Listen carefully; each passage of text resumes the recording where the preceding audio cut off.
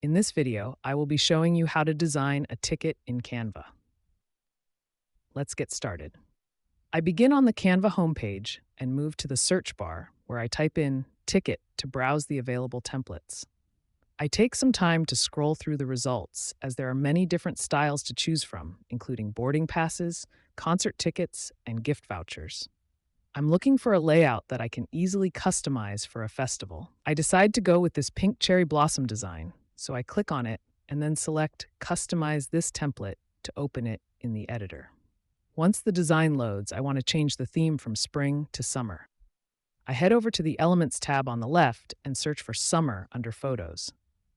I find a bright beach image, right-click it, and select Replace Background. I double-click the image to adjust the crop so the starfish and shells are perfectly framed.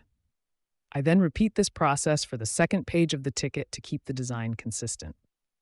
Next, I start updating the text details.